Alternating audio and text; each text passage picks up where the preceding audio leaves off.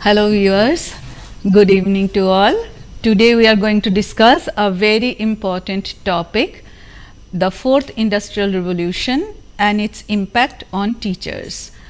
I have read about this concept long back. In 2016, Professor Klaus Schwab, the founding chairman of World Economic Forum, first coined the term and talked about it in depth in his famous book in the same name.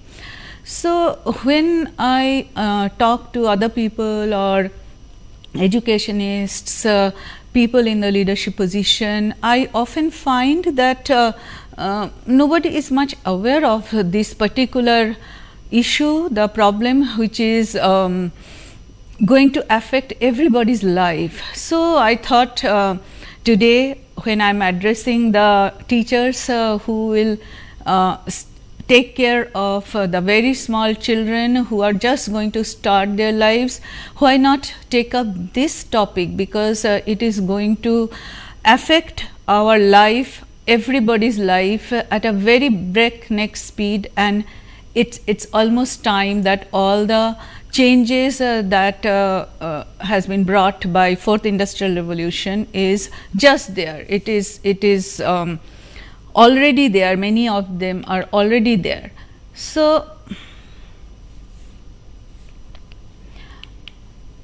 if you look at the historical context, you will find that whenever a revolution took place, the whole world changed, the countries changed, the societies changed. Take the example of foraging to farming. People used to gather food from the forest, but when they settled down in agricultural sector, the whole world changed. People started settling down by the riverside. The work style, the way of conducting the economic affairs, the way the human society evolved, everything changed. Then came industry. From agriculture to industry is also a very big leap forward, and the most important societal change that came when we became industrialized is the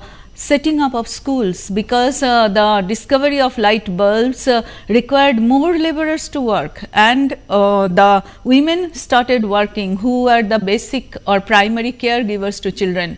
So, schools as an institution started taking care of the children. So, that's a tremendous voluminous change in the society.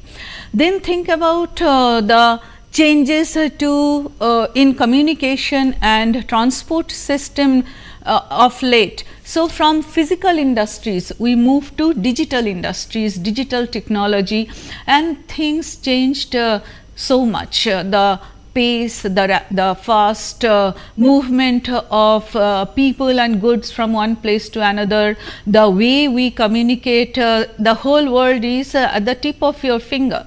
So, this is the third revolution or third industrial revolution.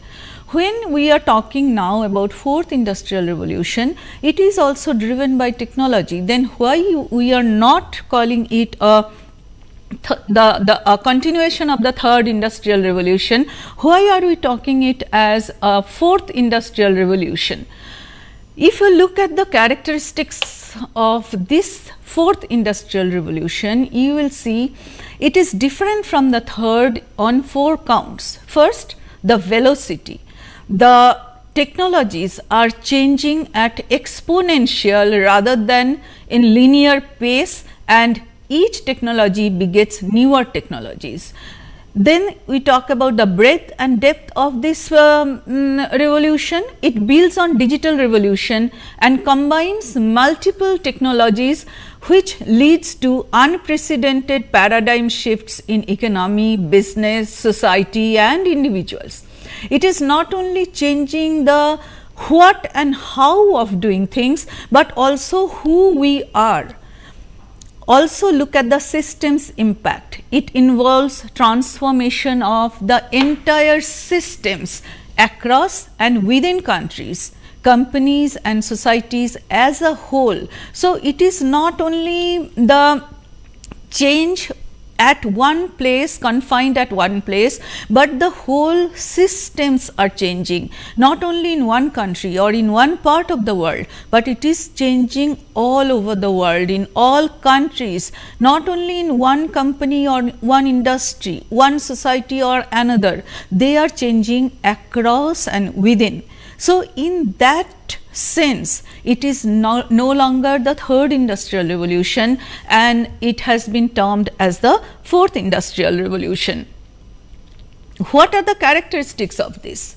The changes are rapid, they are disruptive. We will discuss all this in detail. The technologies are interdependent, and the most worrying point is that if they are unmonitored or ungoverned, then these changes have potential to bring wider inequalities in the world.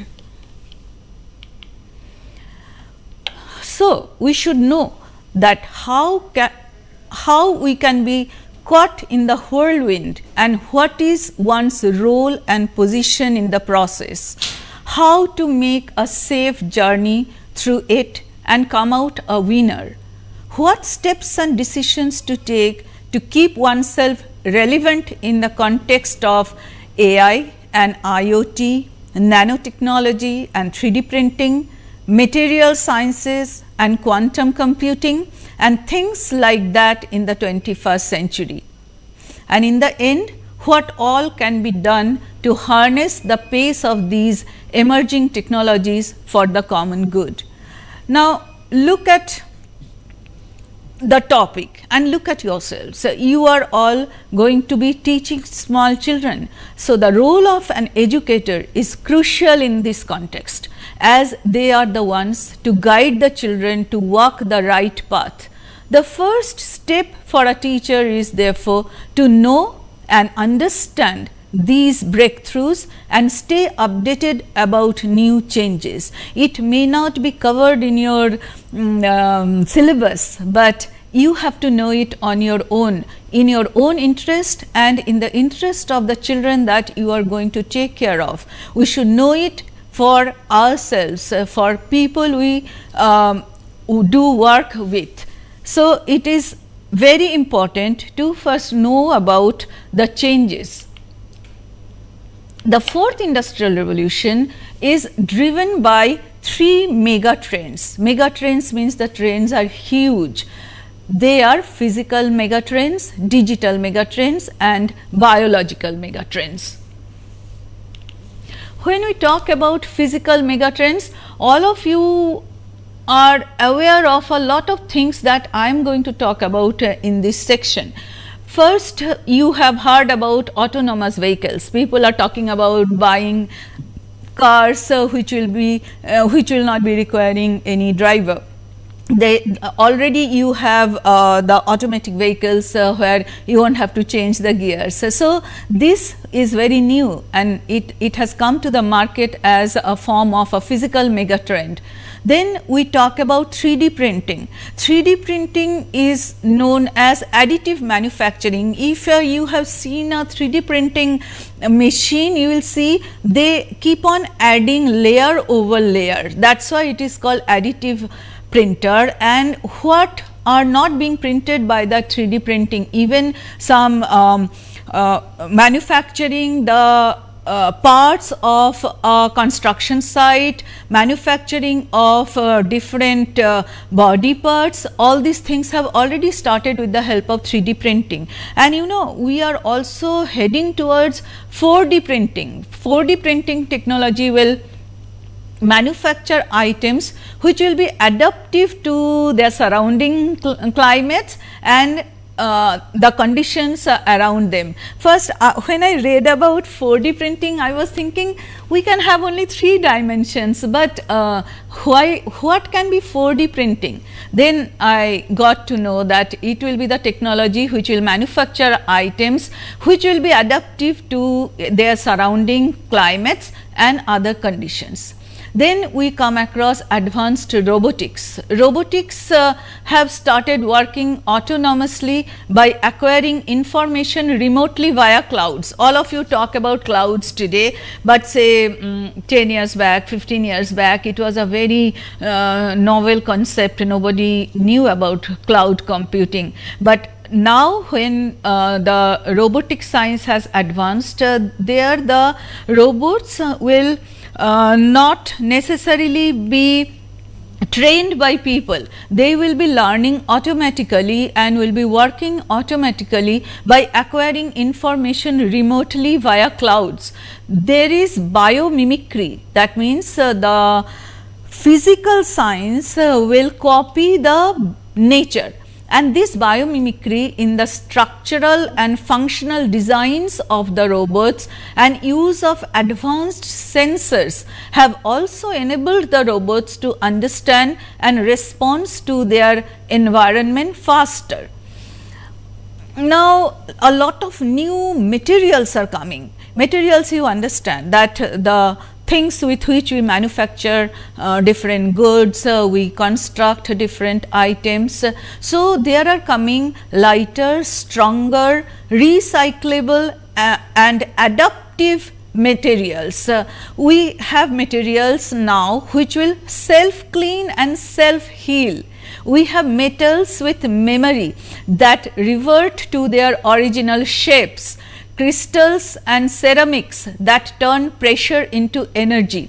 Take the example, if that becomes a common practice, think about the dent in your car. It will automatically heal itself. You won't have to take it to the mechanic anymore. There is the discovery of a very interesting material which is called graphene, which is a nanomaterial, and it is 200 times stronger than steel, 1,000,000 times thinner than human hair, and an efficient conductor of heat and electricity. By the time it becomes price competitive, the world of manufacturing will change forever and absolutely. And I should inform, presently the price or cost of this 1 micrometer flake of graphene is $1,000 US. Then we talk about digital megatrends, and this is the most important driver among all three. You have heard about Internet of Things. So, take the example of me talking to you here. We are not sitting face to face, but I am addressing you through the help of computer and through internet, and you are connected to this lecture with the help of your television or your mobile phone and through internet. So, that is Internet of Things which has come to our life and changed our life forever. It can be defined, or it can be called as a relationship. Internet of Things is a relationship between things like products, services, places, etc., and people, that is made possible by connected technologies and various shared platforms. So, when we talk about this now, the very thing that we have been doing now, addressing a lecture on television via internet live, that is Internet of Things. That is possible today. It was not possible some 20-30 years ago. Then in other digital megatrends, you look at sensors, transmitters, radio frequency identification, RFID tags, enabling monitoring of long and complex supply chain tracking. I think all of you remember that earlier when we go to shop and the door opens when you stand in front of the door, it was so fascinating. But now when all of you know about sensors, you know that it is just the sensor programmed like that. If an obstruction has come in front of it, it will move the glass doors to both sides. Same with hands-free sanitizers. It was such a fascinating thing. You put your hand under the bottle, and the sanitizer comes down to your hand. So now you know, when you have learnt about artificial intelligence and small equipment which are required to make these things, you know, they are powerful sensors which transmit the information in a digital form and give instructions to the machine or the gadget to respond accordingly. You have so many examples, like when you go to a parking, you just press the entry gate and the ticket comes to you, and when you go out, you press the ticket to the exit point, and your value is the payment is already taken. You also have FASTag these days. So a lot of things have come to our lives. You can even think about the Google map, which is taking you to so many places. You can monitor the movement of a person. If somebody is waiting for you, you say send me your live location. So what is live location? Through the help of internet, you are monitoring where that person is. We could not even imagine this earlier. There are blockchain technology or distributed ledger. This is very interesting. It's a network of computers which collectively verifies a transaction before it can be recorded and approved. Even in the educational governance, the blockchain technology has been introduced. Bitcoin, you talk about Bitcoin. Bitcoin is also a very well known blockchain application.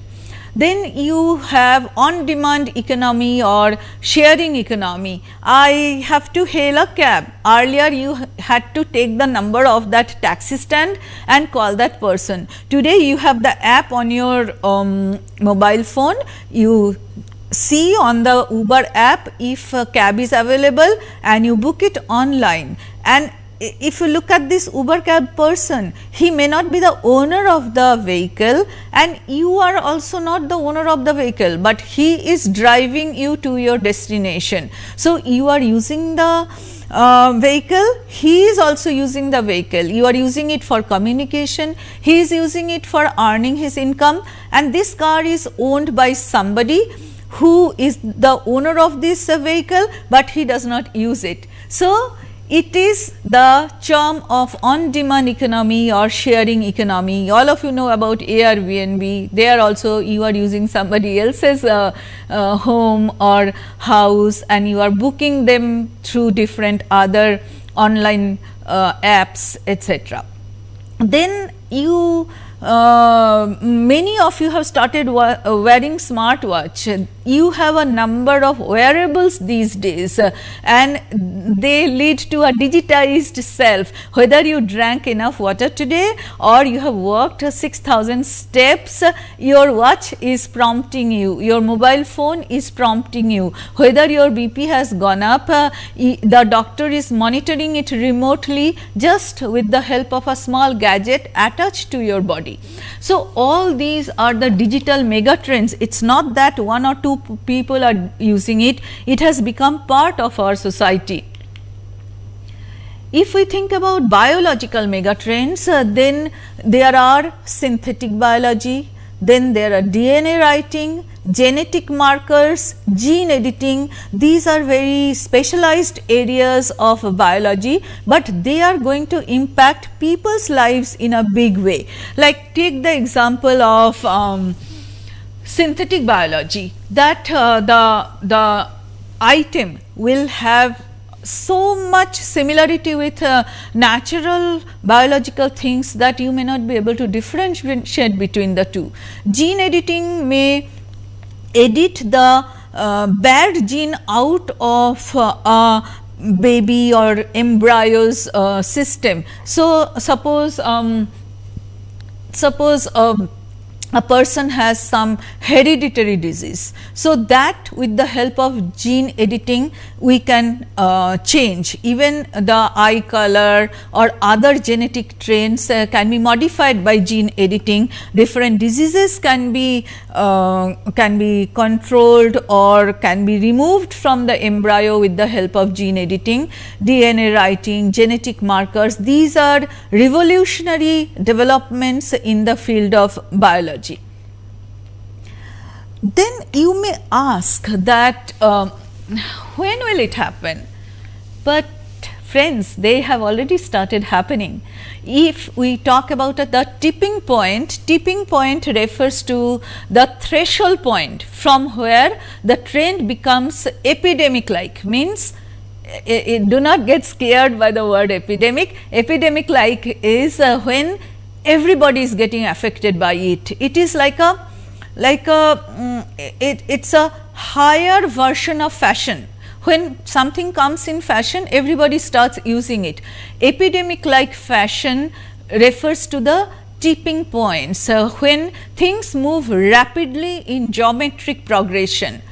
So, this has three characteristics. At the close to the tipping point, the trend is very contagious, means if 4 people are doing it, then some 40 people looking at them will start doing it, and then there will be say 80 people just looking at them will be doing it. So, this is very contagious and everybody wants to do it. Take the use of mobile phone by small children. They tell their parents that my friend is using mobile phone, so I have to have a mobile phone. It is contagious, not necessarily you always need it, but if other people are doing it, you get influenced by that. And tipping point refers to a situation when a little change brings big impacts. Think about the situation when we talked about online classes in 2020, 2021. When things changed, we started using the mobile phone and computer, but it brought a big impact in the sense that use of television, mobile phone and computers could reach out to the children who could not come to school. So, education could be provided with the help of this small change with the help of these digital devices. And at the tipping point, changes do not happen gradually, but at one dramatic moment. So, in February, March, April 2020, when everybody started using online teaching, online platforms, that was a dramatic moment when we did not know anything about online classes, but at that, although unfortunate, but at that point, these dramatic changes took place in school education. And the things we are talking about, most applications of the mega trends that we have talked about are expected to have tipping points by 2025, means this year. We are going to have almost all the mega trends reaching their heights in 2025. Some examples you can see: wearable clothes connected to internet, unlimited storage on cloud that everybody is using including you, reading glasses connected to internet, etc. When I talk about the impact of tipping point and impact of these mega trends, it reminds me of these two books. Look at these two books. The first one, Machines Like Me, wrote by Ian McEwan, who is a great storyteller and great novelist. In this book, he has talked about a robot. This picture is of a robot who comes to a person who is purchased by that person, and he programs this robot, and then he asks his girlfriend to program half part of this robot. So, what happens afterwards and how a machine almost starts thinking like a human and almost does everything. You cannot distinguish between the action by the robot and action by people around him. So it's a fascinating story. It is telling you that it's in our lives, almost there. If it is in the story, it is either in our life or it is going to be part of our life. And the other story, Kazuo Ishiguro is also a very, very famous writer. He has written this book, Clara and the Sun. If you read this, here the artificial intelligence has given rise to robots which will be the companions of small children. So, here the robots are bought as the playmates of children, particularly who are lonely, who have no other brother, sister, friends around to play with.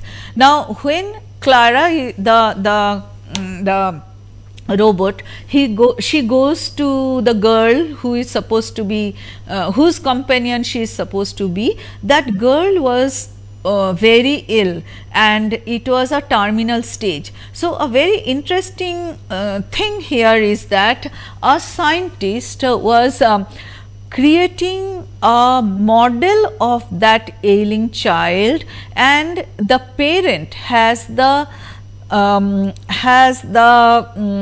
hope that one day they will put Clara in that structure, so that Clara will stay with them as their own daughter. This is a very disturbing and very unique way of thinking, but later on it did not happen because of a lot of other things. The girl survives, but see where we have come, where the concept of machines have gone, where they are working.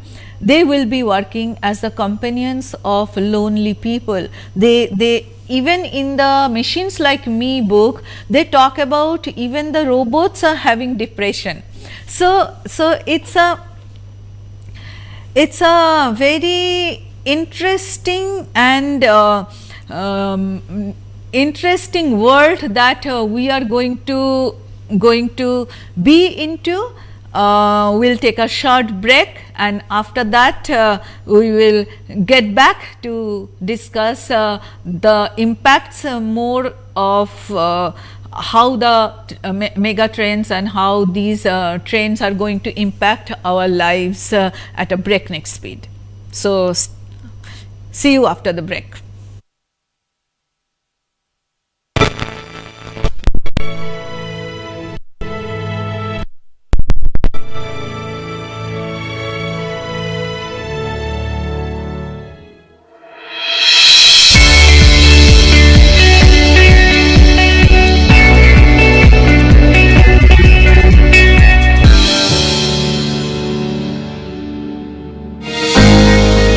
कभी आपने सोचा है कि आप वर्ष भर पढ़ाई करते हैं, कक्षा में होने वाले प्रत्येक मासिक या त्रैमासिक टेस्ट को सहजता से उत्तीर्ण भी कर लेते हैं, लेकिन ऐसा क्या होता है कि जब परीक्षाएं आती हैं तो हम कुछ परेशान से हो जाते हैं, कुछ घबराने सा लगते हैं। क्या परीक्षा के इस भय से हम स्वयं को मुक्त कर सकते हैं? क्या इसके लिए कोई विधि, कोई मार्गदर्शक है? जीवन अनंत संभावनाओं से भरा है, इसीलिए परीक्षाओं से घबराने की आवश्यकता बिल्कुल भी नहीं है। परीक्षा एक निरंतर चलने वाली प्रक्रिया है। इनके चलते आप अपने जीवन को क्षति न पहुंचाएं, धैर्य से काम लें।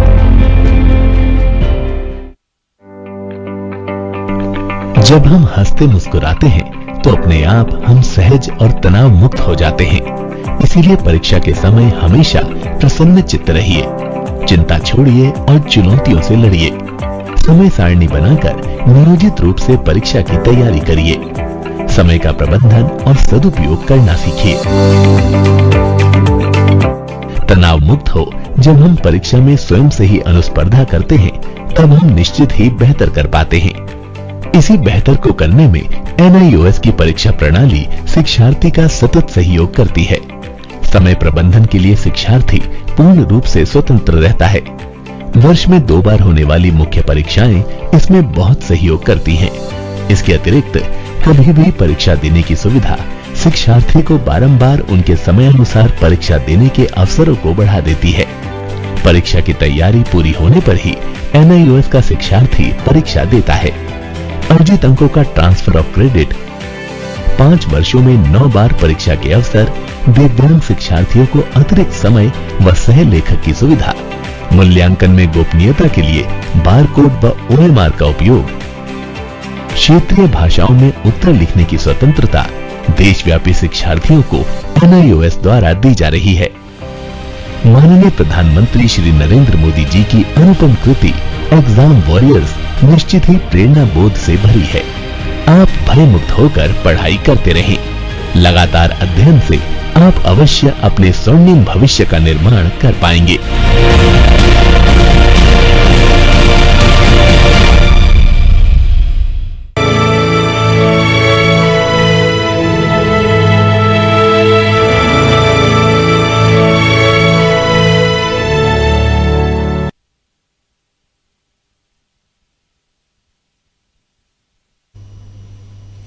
Welcome back, viewers. Now in this second half we will discuss more about the impacts or consequences of the fourth industrial revolution and the technological breakthroughs that will impact our lives. If we think about the mega trends, they are extremely path breaking in the fields of physical and biological sciences and will bring unimaginable changes in healthcare and lifestyle of people. For example, xenotransplantation, where organs can be grown inside a pig for transplantation in a human body. And scientists are thinking about engineering cows to produce a blood clotting element in its milk, which will be very helpful for hemophiliac people. But the most crucial challenge would be the ethical dimension of it. How far and to what end biology to be engineered? Accompanied by this, the question is who will benefit? Who can access and afford the newfound materials and advantages of IoT or robotics, etc. We have to address the social, medical, ethical and psychological challenges when technology enables us in creating say designer babies by gene editing. Inequality will breed in case of in case the privileged and the powerful do not empower the less privileged and dependent ones. Maybe it can be the government, it can be the employers or developed countries. The disruption that the fourth industrial revolution will bring on existing systems will require the understanding on the part of the empowered that they are part of a distributed power system and cannot succeed without collaboration. I will like to give you a small example during online teaching. The schools geared them up so much, bringing in the computer, the online platforms, etc. But still we could not reach out to children who did not have mobile phones, so who did not have the device to access those online teachings. So although the teachers learnt a lot how to do it, but they could not do it for those people who do not have access. So if we are not collaborating, we are not taking care of the disadvantaged, then the success of the advantaged people will not be fruitful. The fourth industrial revolution will touch the countries of the world in all areas of economic activities and impact all economic indicators of a country's growth and development. Think about the impact on growth. It is not yet very clear, but think about the aging population. If we talk about improved health facilities today, if you have heart issue, you are using a pacemaker. If you are having any other kind of problem, you are getting transplanted organs for you. So improved health facilities has increased the longevity and work capacity So, the retirement age has to be raised, because unless people work longer or harder, they will deplete their saving and consequently investments. Investment of people in a country is the source of generation of new income. So, when it falls, the economic growth of the country will get adversely affected. Think about the employment, how the fourth industrial revolution going to impact employment. Nature of employment will be influenced drastically due to the fast speed, radical and simultaneous changes and complete transformation of entire systems. So, people with skills will survive and earn higher income, but the ones without skills will lose employment and income. So, it is a very crucial point to remember. Only we are talking so much of skill formation now. People without skill may find it very difficult to survive. Nature of work will also change, because we are talking about on-demand economy, human cloud platform. They have all changed the social fabric and the relationship between the employer and employees. Many people are working online, many people are working in hybrid mode, many people who are employers in other countries are hiring people in a different country. So, the definition of workers, nature of payments and every other thing related to nature of work will obviously change. We earlier also talked about Uber driver, Instacart shopper, Airbnb, housing, all of them are new players in this on-demand economy. Then it will impact the business also in a large way.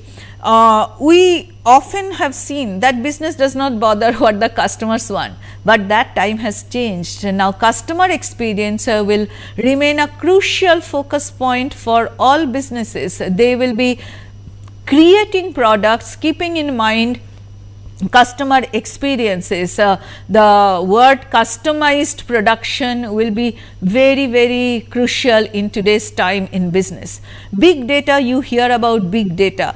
Big data is being generated because of the system of internet, and it is giving realistic feedback and real life forecast to organizations. Take the example of meteorological department. You must have noticed that rain forecasts these days are very accurate. Earlier there was a joke, it used to people used to say weather depends as much economy depends as much as on an economist as weather depends on weather forecaster. Meaning that if they say it will rain, it will be a sunny day, but that is not there anymore. Today we are getting hourly forecast. Today we are getting forecast of natural disasters well in advance. If there is going to be a heavy rainfall, you get to know about it beforehand and everybody can take precaution accordingly. So, all this has been possible because of big data which is available, and on the basis of say these hourly forecasts of weather depends on maybe previous few hours big data. So, it is very accurate. Then the collaboration, the concept of collaboration will be very crucial in business. Partnership, collaboration of big companies with startups will bring into the platform the benefits of both sides. Then companies will have to adapt to talentism. Talentism means you acknowledge talent and shift from hierarchical structure. That means that it is not promotion based on how many years you have put in the organization, but how efficient you are. So, talentism will replace hierarchical structure and it will move to more networked and collaborative models in order to be successful. New concepts for successful business will be moving from ownership to access, combining digital assets with physical assets, using digital platforms, combining physical, digital and biological worlds. So, there will be a complete makeover of the business in all countries of the world. There will be changes on national and global governance as well. There will be a metamorphosis of the national and global governance, bringing changes in the role of governments, nature and characters of countries, regions and cities, and national and international securities. We will not discuss this in detail here, but there has already started a lot of changes in these areas in all the countries of the world. Then we as teachers are more concerned about impact on society. If we mentioned in the beginning that if the changes are unmonitored or ungoverned, then inequality will rise. Inequality is rising in most countries. Half of all assets of the world are now controlled by 1% of the global population. It is to note that a more equal society has higher levels of child well-being, lower levels of stress and drug use, and lower infant mortality. Community, if you notice, community has emerged as me-centered society. So, that is not good for any society. Impact of individual lives, you look at yourself and see how this technology has brought changes to you. Your identity has become complex. You use so many social media platforms. There you may or may not give your true identity. Many people are using filter to project the pictures. So, you can change your identity the way you want, which is also a very thought provoking situation, that whether if we do not go for value judgment, then whether if we can do it, should we do it? Morals and ethics are very important. You hear so much of online bullying, cyber crime, because if other people cannot see you, you get the feeling that we can do something wrong. So, the morals and ethics of people in a country are being impacted by these changes. Then human connections are going down.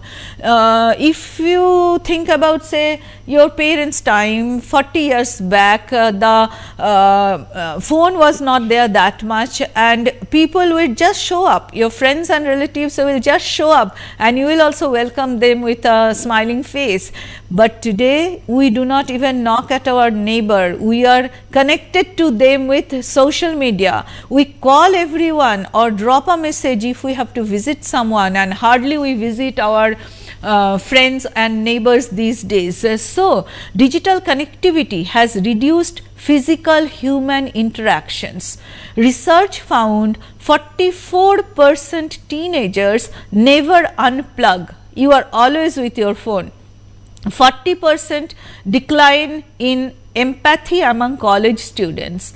Overexposure and attachments to digital world, reduces cognitive abilities. People have no time to pause and reflect because they are all the time on the phone and watching. Then managing private and public information. A lot of times cyber experts warn us that you should not, if you have gone somewhere now, you should not upload those pictures immediately, because then you are allowing people to know that you are not at home. But we are very fond of showing in public or inform in public our private life, our private activities. So, managing private and public information, how you will manage that is also an important issue today, because we can do so many things. So, the question now is whether we should do or not. Look at these pictures.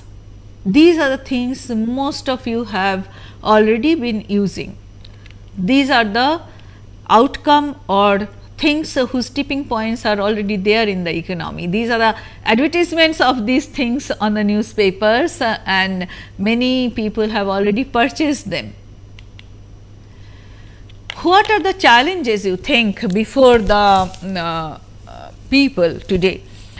The challenges to handle fourth industrial revolution are that the required levels of leadership and understanding of the changes underway across all sectors are low. People do not know about it. That is a big challenge, and consequently requisite institutional framework to govern the disruption of innovation and mitigate the disruption is either inadequate or almost absent. A consistent, positive and common narrative that outline the opportunities and challenges of the fourth industrial revolution is also lacking. Beneficiaries are the providers of intellectual and physical capital. Those who have intellectual capital or physical capital are benefiting, but the earning of labor is going down, widening the inequality of income and wealth. Platform effect is something where digitally driven organizations create a network or platform to match buyers and sellers for a variety of products and services. It leads to their domination over the market and concentration of wealth in those few hands, and you are very much aware of these platforms. You buy things from Amazon instead of going to the local market. You have Flipkart, you have so many things. Instead of buying vegetables from the green grocer, you order on Swiggy or Blinkit. So these are the things that are the challenges before us, and if we talk as on this platform, we will talk about how the teachers are going to be impacted by fourth industrial revolution. First, we have to know that how the fourth industrial revolution will impact education. It is said that if harnessed wisely, emerging technologies, especially artificial intelligence or AI, hold the promise of transforming education. We call it fourth industrial revolution is also termed Industry 4.0, and consequently World Economic Forum talks about Education 4.0. The Education 4.0 framework outlines innovative teaching and learning approaches that focus on equipping learners with the skills, abilities, attitudes and values essential for the future.